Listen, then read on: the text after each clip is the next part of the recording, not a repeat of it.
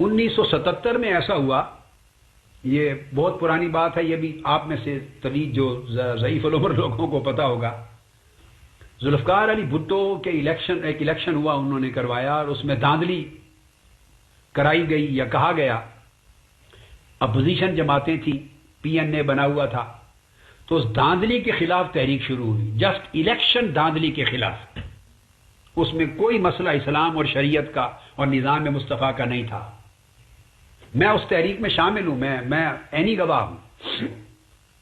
20 دن تک ضلع جنگ کی اس تحریک کی قیادت میں نے کی ہے، 20 دن، اور اس کے اجلاس 3 مہینے تک میرے گھر میں ہوتے تھے، وہ جو تحریک نظام مصطفیٰ جس کو کہتے تھے، میرے گھر میں، تو میں اس کے اندر شاہد ہوں۔ وہ تحریک اس دھاندلی کے الیکشن کے خلاف اپوزیشن جماعتوں نے شروع کی، اور آپ اندازہ کریں کہ اس میں سربراہ مفتی محمود صاحب تھے، مذہبی جماعتیں بھی تھیں، مسلم لیگیں بھی تھیں، جمہوری پارٹی بھی تھی، سندھ کی پارٹیاں بھی تھیں، سیکولر پارٹیاں بھی تھیں، جمعیت علماء اسلام بھی تھی، جماعت اسلامی بھی تھی، اصغر خان صاحب بھی تھے، لیڈر اس کے اصغر خان تھے، جنہوں نے ساری زندگی نہ کبھی نظام مصطفیٰ کا نام لیا، نہ شریعت محمدی کا، نہ اسلامی قانون کا۔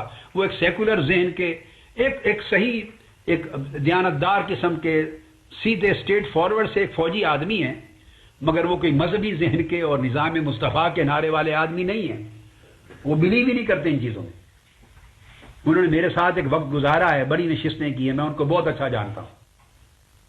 وہ لیڈر تھے، اور سربراہ اس نیشنل الائنس کے مفتی محمود صاحب تھے۔ جب یہ مذہبی جماعتیں شامل ہوئی تو تحریک تھی، میں بتا رہا ہوں کس طرح، جب عوامی جذبات کو مشتعل کرنے کے لیے، جب ناموس رسالت، عشق رسول، شریعت، اسلام، تحفظ حرمت رسول، جب یہ عنوانات آپ لے آتے ہیں تو نقصان کتنا ہوتا ہے۔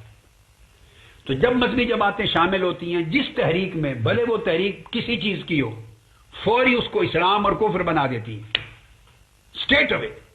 یہ بڑا المیہ ہے ہماری تاریخ کا، اللہ کرے کبھی ان کو شعور نصیب ہو اور یہ سمجھ آئے کہ ان کے طرز عمل سے کتنا نقصان دین کو پہنچتا ہے۔ تو جب یہ داخل ہو گئیں، وہ الیکشن کی دھاندلی کے خلاف تحریک تھی، اور مطالبہ صرف تھا دوبارہ الیکشن کرائے جائیں، جسٹ یہ مطالبہ تھا، دوبارہ الیکشن ہو۔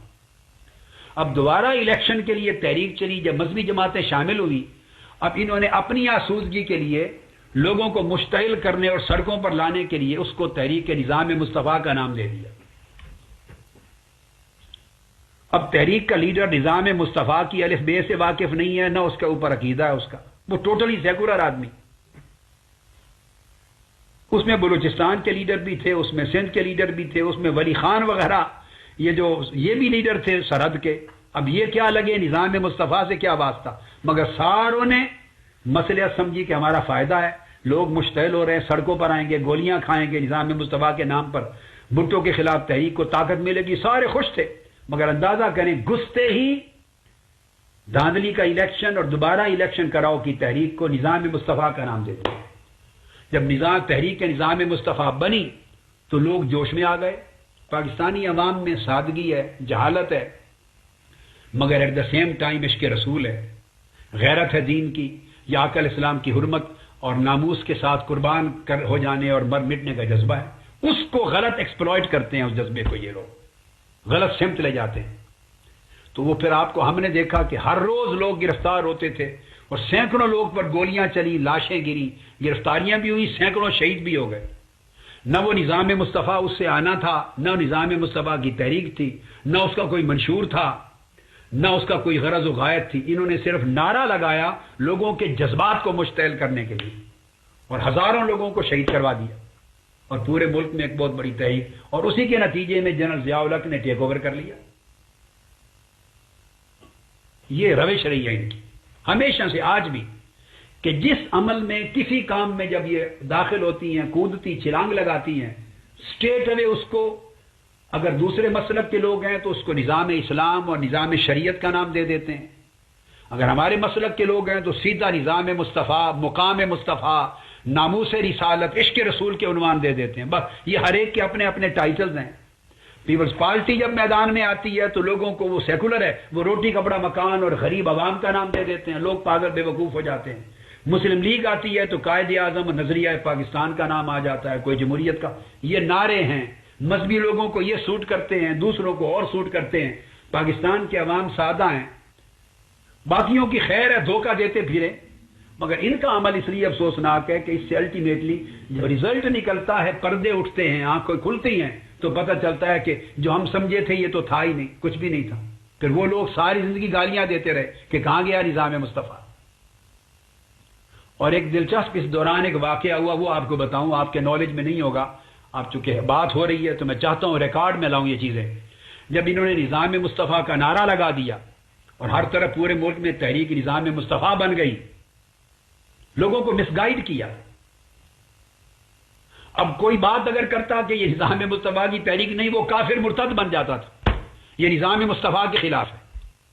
یعنی خلط مبس یوں کرتے، اگر کوئی کہتا کہ یہ تحریک نظام مصطفیٰ سے متعلق نہیں ہے، اس کا کوئی تعلق نظام مصطفیٰ کا نہیں، ان کا منشور ہی ایک نہیں ہے، ان میں سیکولر بھی ہیں، بے دین بھی ہیں، غیر مذہب بھی ہیں، مذہبی بھی ہیں، اور لیڈر وہ شخص ہے جو مانتا ہی نہیں نظام مصطفیٰ کو.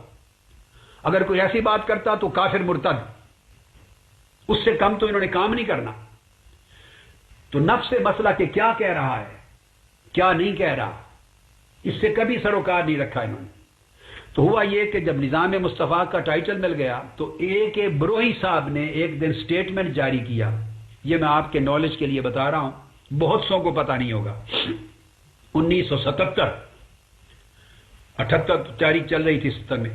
تو ایک بروہی صاحب نے ایک سٹیٹمنٹ جاری کیا، آپ نے نام تو سن رکھا ہوگا، بڑے نامور قانون دان تھے اور جج تھے. انہوں نے کہا یہ نظام مصطفیٰ، اسلام کو نظام مصطفیٰ کہنا غلط ہے اور جہالت ہے، اور یہ شخصیت پرستی ہے اور تصور توحید کے خلاف ہے. اللہ نے اس دین کا نام اسلام رکھا ہے، نظام مصطفیٰ نہیں رکھا. شخصیت کی طرف منسوب نہیں کیا. یہ عیسائیوں کا طریقہ ہے کہ وہ عیسائیت کہنا یا فلاں کہنا، یا بدھ مت کہنا یا فلاں کہنا. اسلام کا تصور نہیں ہے کہ نظام مصطفیٰ کا ہے. انہوں نے یہ سٹیٹمنٹ جاری کر دیا. اب میں آپ کو ان کی تاریخ بتا رہا ہوں کہ بس اب یہ تو لیڈر تھے اس زمانے میں بڑے بڑے، جس کو آپ اکادرین کا دور کہتے ہیں نا، میں ان کی بات بتا رہا ہوں. یہ تو وہ تھے 1977 میں جب انہوں نے سٹیٹمنٹ جاری کیا تو اب ان کے پاس اس کا رد کوئی نہیں آیا. 1977 کی بات بتا رہا ہوں، اس کا علمی رد نہیں کر سکے. کیونکہ جو سیاسی طور پہ کھیل رہے تھے زیادہ تر وہ انٹرسٹڈ تھے، حالانکہ مذہبی بڑی بڑی شخصیات بھی شامل تھی، مگر ذمہ داری ان کی تھی جن کا نعرہ تھا. لہذا مولانا شاہ احمد نورانی صاحب نے اور مولانا عبدالستار خان نیازی صاحب، اللہ تعالیٰ دونوں کے درجات بلند کرے، انہوں نے مجھے کہا، میری ینگ لائف تھی اور میری عمر میرے خیال اس وقت 26 سال ہوگی، 26 سال. انہوں نے مجھے کہا کہ یہ بہت بڑا تانا دے دیا، لوگ کے ذہن پراگندہ ہو رہے ہیں، نظام مصطفیٰ کہتے ہیں کہ غیر شرعی اصطلاح ہے، تو اس پر آپ تحقیقی طور پہ کتاب لکھیں تاکہ چھاپا جائے اور لوگوں کے ذہن صاف کیے جائیں. مجھے کہا، پھر اندازہ کر لیں. تو یہ میری زندگی کی پہلی تصنیف تھی جو میں نے لکھی ان دو حضرات بزرگوں کے کہنے پر. نظام مصطفیٰ ایک ایمان افروز اصطلاح اور انقلاب آفری پیغام، یہ عنوان رکھا، اور 1977 میں یہ کتاب چھپی اور پورے ملک میں تقسیم کی ہم نے. ان سے وہ رد نہیں ہو سکا بروئی صاحب کا سٹیٹمنٹ. مجھے کہا، جمعیت علماء پاکستان کی مرکزی مجلس عاملہ کے اجلاس میں ڈسکس ہوا، انہوں نے پھر یہ ذمہ داری لگائی مجھے کہا جائے، پھر مجھے کہا تو کتاب لکھی. اور پھر اس کے بعد 1978 میں یا 79 میں پھر رائے ونڈ میں نظام مصطفیٰ کانفرنس ہوئی، 78-79 میں. چونکہ پبلک جمع تھی تو پھر ان حضرات نے، بزرگوں نے مجھے کہا کہ میں اس موضوع پر خطاب کروں تاکہ لاکھوں کی تعداد میں لوگ براہ راست دلائل سنیں اور ان کے ذہن خراب نہ ہو کہ نظام مصطفیٰ ایک اچھی اصطلاح، دینی اصطلاح ہے، غیر دینی نہیں ہے. تو میں چونکہ پنجاب یونیورسٹی لاء کالج میں اس وقت لیکچرر تھا تو میں نے اپنا نام بدل کر ابو الحسن قادری اس نام سے رائے ونڈ نظام مصطفیٰ کانفرنس میں خطاب کیا، اس اصطلاح کے استدلال کے طور پہ دیا. میں یہ عالم ہے. میں آپ کو کچھ تاریخ کے گوشے اس لیے بتا رہا ہوں.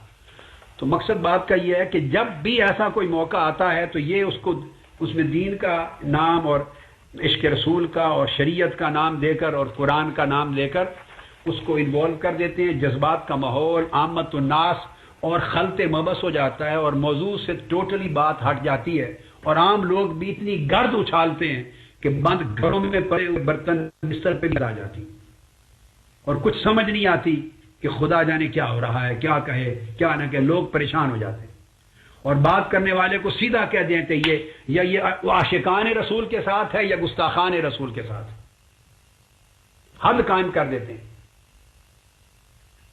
دے عقل اور شعور دے اور علماء کو اپنی قائم کرنے اور اپنانے کی توفیق دے۔